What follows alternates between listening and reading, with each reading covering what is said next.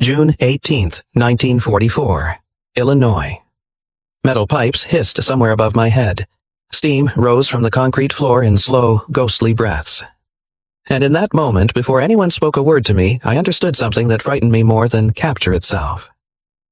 This place was feeding a war. I stood at the edge of the platform with 30 other German prisoners, our boots lined in an uneven row, our hands stiff inside borrowed gloves that smelled faintly of soap and old sweat. Ahead of us stretched a landscape that made no sense. It was not a factory. It was not a slaughterhouse. It was not a warehouse. It was all of them, stacked, layered, multiplied. Steel rails ran like veins across the ground, disappearing into cavernous buildings where doors slid open and shut with mechanical indifference. Boxcars stood waiting, their metal skins beaded with condensation, breathing out cold air each time they were opened. Overhead, thick pipes crisscrossed the ceiling, wrapped in peeling insulation, exhaling steady bursts of steam that drifted downward and vanished against the damp floor. Everything was wet. The concrete glistened under hanging bulbs. The air felt heavy, warm, alive. Somewhere to my left, chains clattered. Not the sharp sound of restraints, but the deep, rhythmic pull of machinery. Each movement followed by a pause. Then another pull, another pause, like a heartbeat. I had been told America was chaos, that its people were soft, undisciplined, drunk on excess, and too lazy to organize themselves for real war. What I saw instead was precision. Men in dark work clothes moved along the platforms with practiced confidence. They did not shout. They did not run. Each knew exactly where to stand, when to step forward, when to step back. White signs hung everywhere, simple words painted in block letters. Watch your hands. Safety first. No horseplay. I did not yet know enough English to read them all, but the meaning was clear. This place valued fingers, arms, bodies, even hours. The soundscape overwhelmed me first. Steam hissing, metal striking metal, the distant shrill of a whistle signaling a shift change. And beneath it all, a low, constant hum like the murmur of a city that never slept. The smell came next. It hit my chest before my mind could name it. Hot fat, fresh blood, iron. Something sweet and rotten at the same time. Meat. Not the thin, rationed meat of late-war Germany. Not the gray, watery cuts we pretended were enough.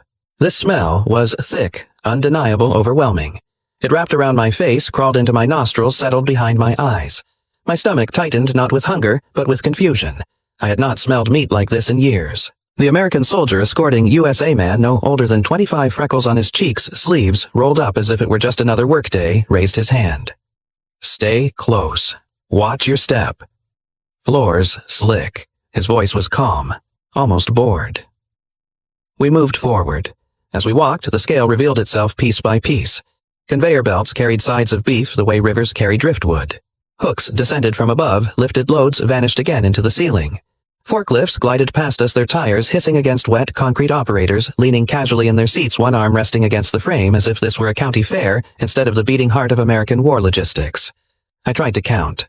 10 carcasses. 20. 30. I stopped counting. A man beside mean infantryman captured in Italy whispered in German almost reverently. This is a city. He was wrong. This was more than a city. Cities consumed. This place produced. Every movement here had purpose. Every pause had reason. Nothing was wasted. Nothing was rushed. Nothing hesitated. I thought of Germany, of factories darkened by air raids, of machines idle for lack of parts, of workers gone to the front replaced by boys and old men. And here, thousands of miles away, steel sang. Steam breathed. Meat moved. I felt suddenly very small. We stopped near a railing overlooking the main floor. The sight below froze me in place. Rows upon rows of the workers moved in coordinated lines. Some cut, some sorted, some loaded. Others cleaned as they went, hoses sweeping blood and water into drains that swallowed it without protest. Above them, all a clock hung from a beam, its second hand moving with quiet authority. Time itself seemed disciplined here. An American supervisor walked past us, clipboard tucked under his arm.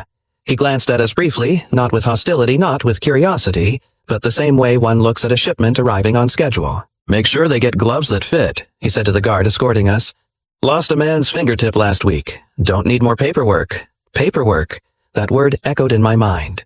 Not punishment. Not revenge. Paperwork. This was when the true shock arrived. They were not afraid of us. They were not angry at us. They were not even interested in us. We were simply present. Cogs, perhaps, but not enemies. The floor vibrated faintly beneath my boots, a constant tremor that traveled up my legs and settled in my chest. It was not violent. It was steady, reassuring in its inevitability. This machine did not care who won the war. It would keep moving regardless. I realized then that this place could feed armies for years. Not weeks, not months, years. That realization was colder than any cell. If this was only one facility, only one city among many, then Germany was not fighting soldiers. Germany was fighting abundance. As we were led away toward our assigned work area, I glanced back one last time. Steam drifted upward, catching the light, making the entire space glow as if alive. The machinery did not slow. The belts did not stop.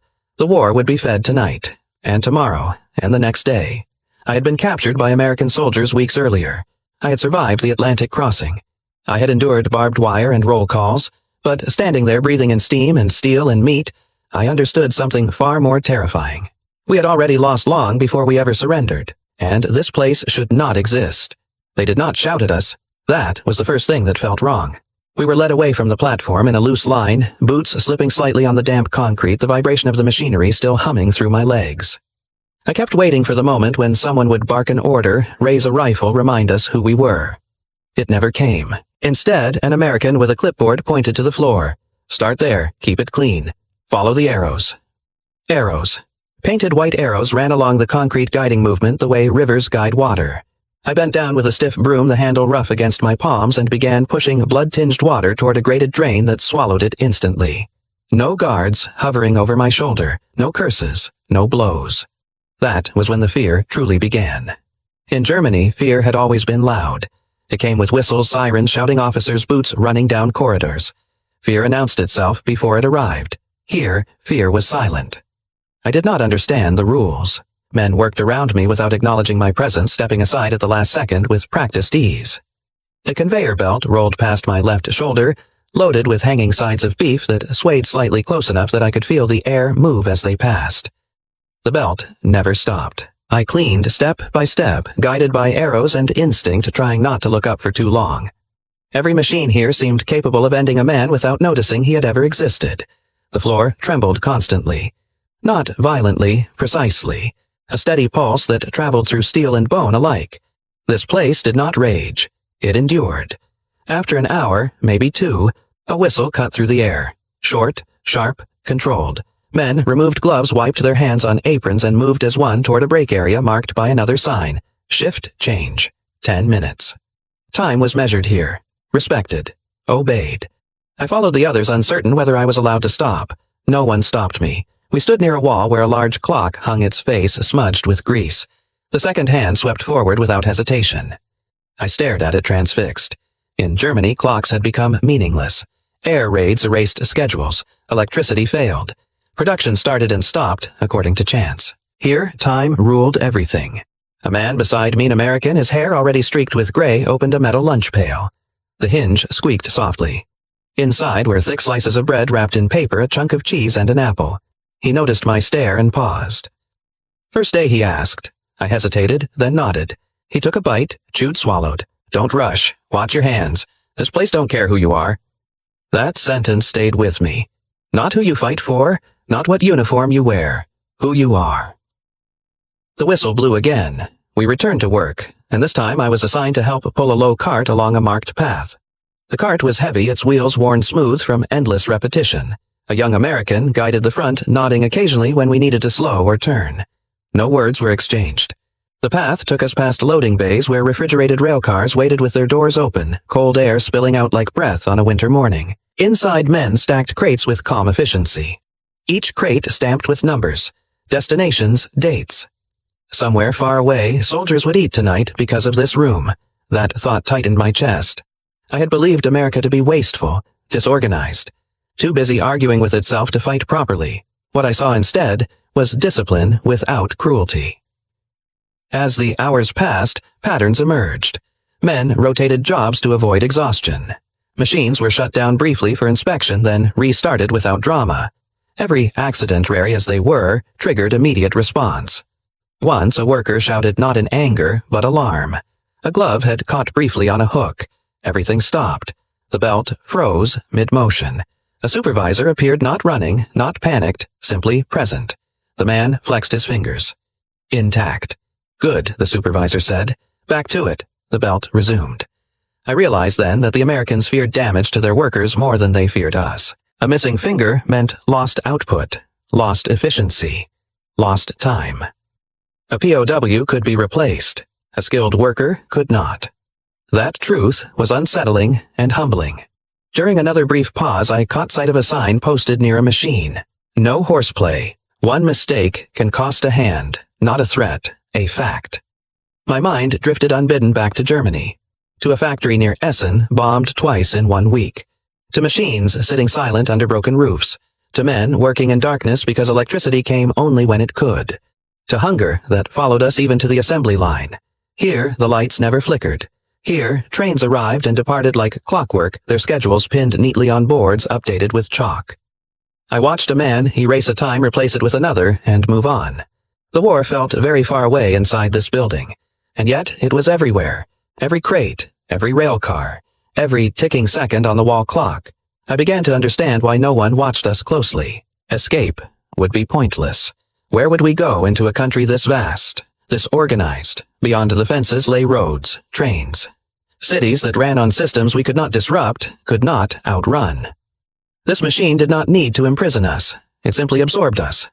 Near the end of the shift, my arms burned and my back ached in a way that felt almost honest. The kind of exhaustion that came from work, not fear. That frightened me more than any blow could have. Because fear, I understood. Fear was familiar. This calm, this order, this quiet expectation of cooperation was something else entirely. As the final whistle sounded, men cleaned their stations methodically. Tools were returned. Floors hosed down. Machines powered off in sequence as if going to sleep. No cheering, no relief, just completion.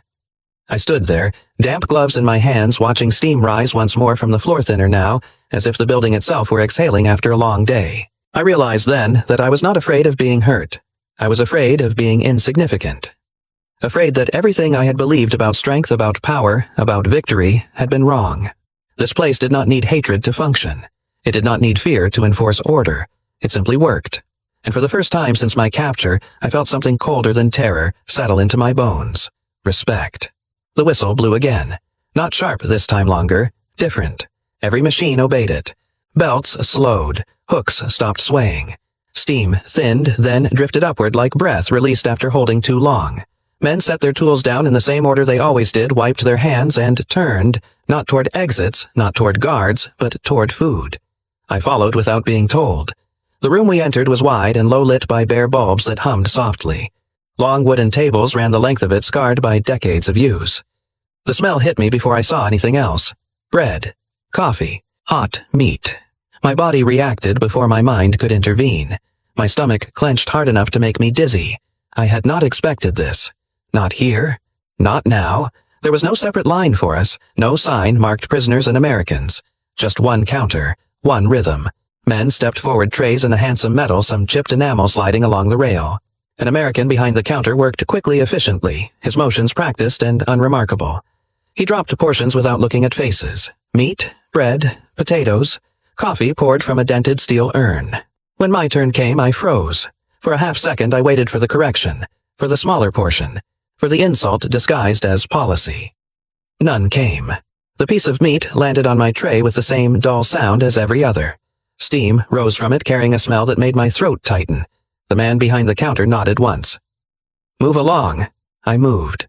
I sat at the far end of a table, unsure where to put my hands. Around me, Americans ate quietly, some talking, most not. Forks scraped, cups clinked. Someone laughed softly at a remark I couldn't hear. No one stared. I lifted the cup first. Coffee. Black. Hot enough to sting my lip when I tested it. The bitterness grounded me, pulled me fully into the moment. Then the meat. It was real. Solid. Not thin. Not gray. I cut a piece and hesitated. Across from me, an older American, his hands thick knuckles swollen from years of work, noticed the pause. "Eat slow," he said not unkindly. "You'll need strength." That was all. No speech, no lesson, no explanation of American values. Just practical advice offered the way one worker speaks to another. Ate. The first bite nearly broke me. The taste flooded my mouth, fat, salt warmth. I had forgotten what fullness felt like before it arrived. My hands trembled slightly and I lowered my eyes so no one would notice. Around me, the room continued as if nothing extraordinary were happening. Men chewed. Men drank. Men wiped their mouths with the backs of their hands. This was not a performance. This was routine. That realization struck harder than hunger. In Germany, food had become power. It was withheld, rationed, used as leverage. It came with speeches, with promises, with blame. Here, food was fuel. Nothing more, nothing less. Someone reached for the breadbasket and slid it closer to me without comment. I nodded once in thanks, unsure of the English words. He nodded back and kept eating. No one was watching us to see how we reacted. No one cared. That frightened me and moved me at the same time, because kindness that seeks no audience is something else entirely.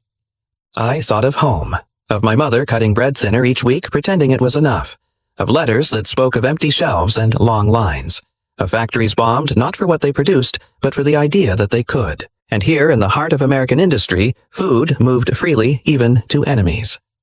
I began to understand the scale of what I was witnessing. This country was producing airplanes by the tens of thousands. Bombers rolling off assembly lines faster than we could count them. Ships launched not monthly but daily. Trains moving east and west, north and south like blood through arteries. And this place, this slaughterhouse, this factory was only one node in a network too vast to imagine. They could afford this meal. They could afford mercy. Not because they were sentimental, but because they were strong. The lunch period ended as it began, with a whistle. Men rose trays, stacked surfaces, wiped clean. No food fights, no hoarding, no panic. Discipline without force. As we stood to leave, I noticed something small that stayed with me longer than the meal itself. A man paused at the counter and spoke quietly to the server. The server nodded, reached beneath the counter and added another piece of bread to a tray.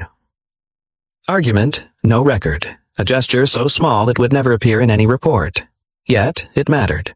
Back on the floor, work resumed. My arms still ached. The machines still loomed. The belts still moved without pity. But something inside me had shifted. The fear had not vanished, but it had changed shape. This was not a place that broke people. It was a place that used them, and in doing so kept them whole. As the afternoon wore on, I worked beside Americans who showed me how to grip a handle properly, how to angle my body so the load moved easier. One tapped a sign with his knuckle when I reached too close to a moving part. "Safety first," he said, half smiling. Safety. For me. The enemy. By the time the final whistle sounded, exhaustion settled into my bones, but it was a cleaner feeling than the dread I had known before. Honest, measured. As we cleaned our stations, I caught my reflection in a metal panel's wet-streaked eyes, tired, but standing. Alive. Fed. I understood then that this was not kindness born of softness. This was kindness born of confidence. A nation so certain of its strength that it did not need to prove it through cruelty. As we were led back toward the transport, the smell of coffee still clinging to my clothes, one thought followed me like a shadow I could not outrun. If this is how they treat the people they defeated, what kind of a country must they be to their own? That night, I could not sleep. It was not the noise. The barracks were quiet, save for the occasional cough, the creak of wood settling the distant hum of trains moving through the Illinois night. It was not hunger either. My stomach was full, uncomfortably so still, remembering the weight of meat and bread. It was something else. Numbers. They would not leave me alone. The next morning, back on the floor, I began to notice things I had not seen before, not because they were hidden, but because my mind had not been ready to accept them. Clipboards, ledgers, chalkboards mounted near loading bays. I stopped cleaning for a moment, just long enough to read what I could. Car numbers, departure times, weights. A supervisor called out figures as men loaded crates into a refrigerated rail car. Another man marked them down without looking up. No drama, no urgency. Just certainty. I began counting. One rail car, then another, each one packed tight, each one sealed and sent away, rolling east or south or west destinations written in neat block letters I could barely pronounce. Someone said a number aloud. I did not catch all of it, but I caught enough. Tons, per day. I leaned on my broom handle and stared. In Germany, we had argued over percentages. Over whether production had fallen by 5% or 10%, over whether another bombing raid would shut a plant down entirely. Here they spoke in total so large they sounded unreal. I tried to make sense of it by reducing it to something human. How many soldiers could this feed a division to more? Much more. I followed a forklift with my eyes as it carried a load away. The operator hummed to himself a tune I did not recognize. He was not thinking about war. He was thinking about finishing his shift, about supper, about the drive home. The war did not live in his head. It lived in the systems he maintained. By midday, my thoughts were no longer abstract. They were heavy, crushing. We were not losing because our soldiers were weaker. We were not losing because our tactics were flawed. We were losing because we were fighting a country that could do this every day without straining. During the lunch break, I unfolded a letter that had arrived weeks earlier, but which I had avoided reading closely. It was from my sister. The paper was thin, the handwriting cramped as if every inch mattered. She wrote of queues, of children growing thin too quickly, of meals made from whatever could be found. There is no meat, she wrote simply, not for months now. I stared at that sentence until the words blurred. No meat. I thought of the slab on my plate the day before, of the ease with which it had been given, of the casual way the server had moved on to the next tray. My hands tightened around the letter. Around me, Americans ate again, quietly, efficiently. Someone passed a jar of mustard. Someone laughed at a joke about a baseball game. The world did not pause for my realization. I folded the letter carefully and put it away. The afternoon brought more numbers. I overheard two supervisors discussing production goals, not in desperation but in adjustment. One suggested rerouting shipments if a line went down elsewhere. The other nodded, already thinking ahead. Redundancy. That word came to me then. In Germany, we had built systems that depended on perfection, on obedience, on everything working exactly as planned. Here, they built systems that expected failure and absorbed it. If one factory burned, another compensated. If one rail line slowed, another took its place. This was not bravery. This was design. As the hours passed, the thought that had been forming since my first day finally crystallized into words so clear they frightened me. We were not fighting an army. We were fighting an economy. An economy that fed itself, armed itself, transported itself, and still had enough left over to feed the men it had captured. The realization did not come with shouting or tears. It came with silence. A deep internal silence where belief used to live.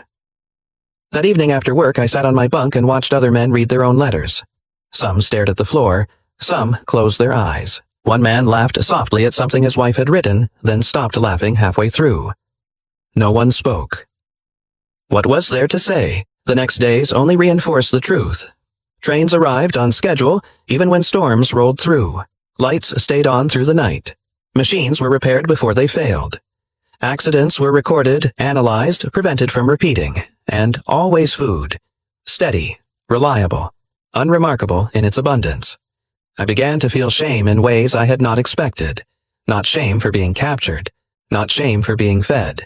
Shame for believing the stories we had been told. That America was decadent. That it was divided. That it would collapse under its own weight. Standing inside this machine, I saw instead a country that had mastered something far more dangerous than weapons. Coordination. One afternoon, I watched a chalkboard being updated. A man erased a number and replaced it with a higher one. No cheers, no applause, just acknowledgement. The work continued. That was when it finally broke inside me. Not dramatically, not loudly. Something simply gave way. The certainty that had carried me through years of war, that we were destined to win that history bent toward us, that sacrifice alone could overcome material reality, collapsed under the weight of evidence. We had asked our people to endure hunger while promising victory. They had asked their people to work and then fed them well enough to keep working. And now, incredibly, they fed us too.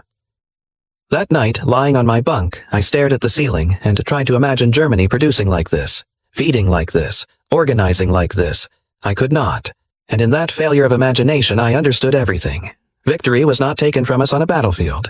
It was built here, in concrete and steel, in schedules and rail cars, in meals served without ceremony. The Americans did not need to hate us to defeat us.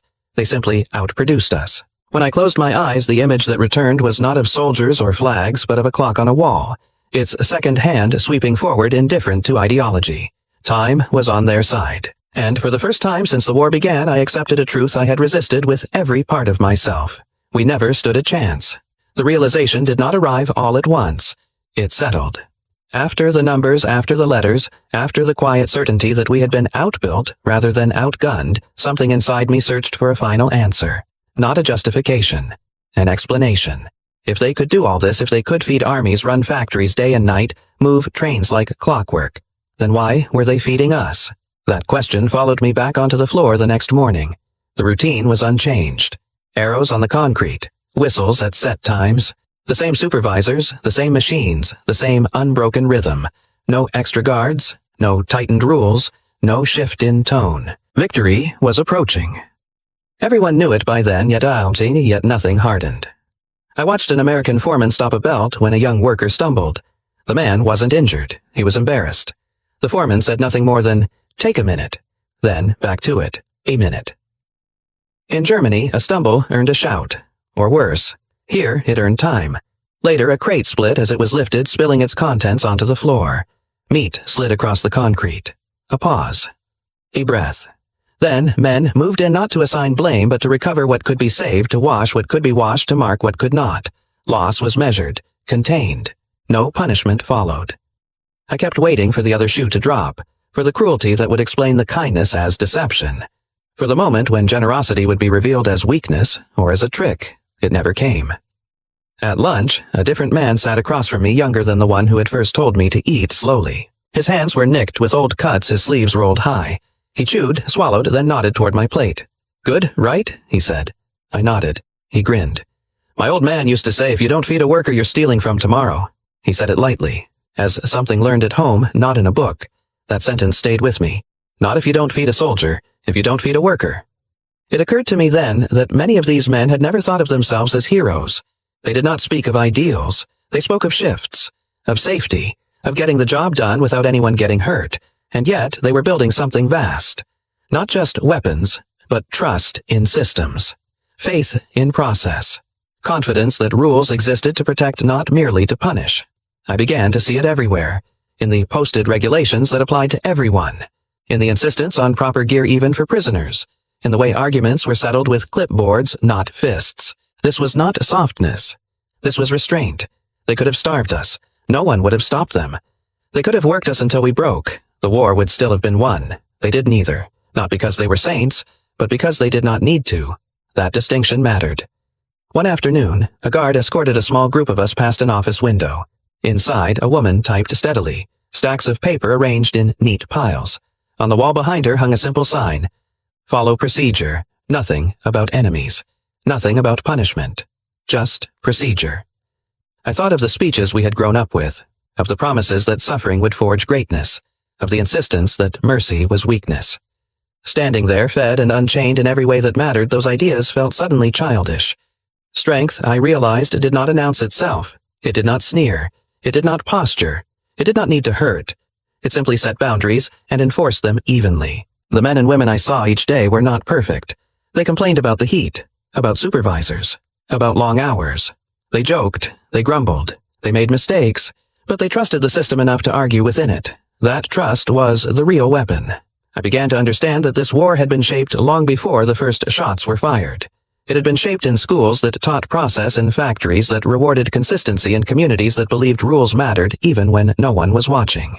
This was the legacy of the people I now worked beside, the generation that had grown up with scarcity, and answered it not with slogans, but with structure. They had lived through the Depression. They had learned that waste was dangerous. They had learned that fairness was efficient. And now they were applying those lessons at a scale the world had never seen, including to us. That realization did not absolve anyone. It did not erase what had been done in Europe. It did not undo the suffering written in the letters folded beneath my mattress, but it reframed something essential. The Americans did not defeat us by becoming monsters. They defeated us by refusing to. One evening, as we prepared to leave the floor, a supervisor addressed the room briefly. There had been an incident elsewhere, a near miss, that required changes to procedure. "We're updating the process," he said. "Everyone follows it. No exceptions. No exceptions. Not even for prisoners." As we filed out, I felt something unfamiliar settle in my chest. Not gratitude alone. Something steadier. Respect for a country that could afford mercy because it had invested in order. For people who believed that law was not a weapon, but a shield. For a generation that understood that dignity was not given, it was maintained daily through thousands of small decisions. That night, lying awake, I thought of the question that had haunted me since my first day inside the machine. Why were they feeding us? The answer was simple and devastating. Because they could. Because their power did not depend on cruelty. Because they did not need our suffering to confirm their strength. They had already won, and for the first time since my capture I felt a strange, unwelcome clarity. If we had built a world like this, If we had trusted systems over slogans. If we had chosen restraint over rage, perhaps history would have turned differently. But we had not. They had. And that, more than any weapon, was why this generation would be remembered. I wonder what happened to that America. I did not return for decades. Life carried me forward the way rivers do without asking permission. The war ended. We went home. Countries rebuilt themselves in pieces. Names changed. Borders softened. Memories learned to sit quietly in corners. Then, 30, maybe 40 years later, I found myself back in Illinois. The road was wider. The cars quieter. The city familiar and foreign at the same time. I parked where I could and walked the last stretch on foot, drawn by a habit I could not explain. The gate was still there. Or rather, the shape of it was. Where steam once breathed from metal pipes, there was sky. Where whistles once ruled the hour, there was wind. The concrete remained cracked and pale like bone after a long burial. The factory was closed. No belts moved, no hooks swayed, no clocks commanded the wall. I stood where I had once counted rail cars and treed instinctively to listen. Nothing answered. Grass pushed through seams in the pavement. Windows were dark. A sign leaned at an angle, its paint-flaking letters barely legible. Somewhere inside, a bird fluttered and went still. The silence was louder than any machine had ever been. I walked along the perimeter, tracing the memory of routes my feet knew better than my mind. Here was the loading bay where trains had arrived like pulse beats. Here the break room where coffee had steamed and bread had been passed without comment. I could almost hear it. Almost. I sat on a low wall and watched a man jog past with headphones, waiting to be remembered, because I had seen what this country could be when it believed in itself enough not to shout. And I wondered, not angrily, not bitterly, just sincerely, what it would take to build that America again. Some gifts don't rust. The letter arrived decades later. It was not addressed to me. It was addressed to my son. The envelope was thick, the paper heavier than modern mail, as if the sender wanted it to last. Inside, the handwriting was careful, deliberate, written by someone who had learned that words mattered most when time had already done its damage. My son read it aloud at the kitchen table while I listened from the other room. The writer was the granddaughter of a man who had worked beside me in Illinois.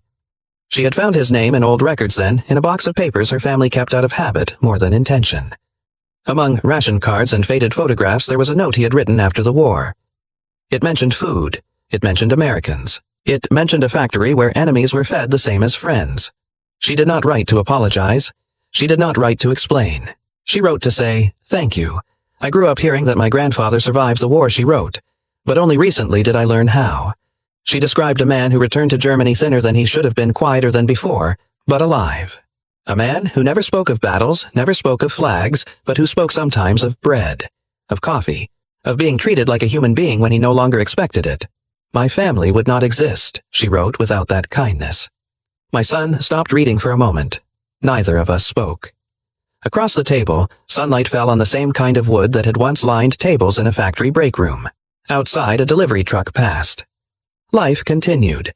I thought of the years between then and now, of how history compresses events into dates and outcomes, victories and defeats, of how textbooks remember who advanced, who surrendered, who signed which document. They do not remember lunches. They do not remember hands passing bread. They do not remember restraint.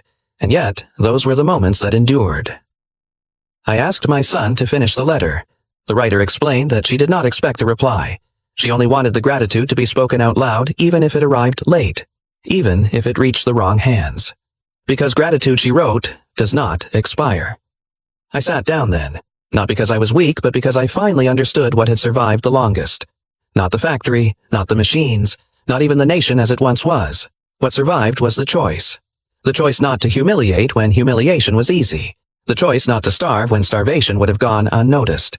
The choice to follow rules that protected dignity even when dealing with enemies. Those choices had traveled farther than any trainload of supplies. They had crossed oceans. They had crossed generations. They had arrived here. In the years that followed, more letters came. From children. From grandchildren. From families who had pieced together fragments of memory and discovered to their surprise that America had once played an unexpected role in their survival. None of them asked for forgiveness. None of them tried to rewrite the past. They wrote only to acknowledge a truth that had shaped their lives. That mercy given quietly had consequences. I began to understand then that the true legacy of that America was not found in dominance, but in example. The men and women of that era did not see themselves as moral instructors. They did not lecture the world. They simply acted according to systems they believed in. Systems that valued order over chaos, law over impulse, human dignity over spectacle. They believed that power was most effective when it did not need to announce itself.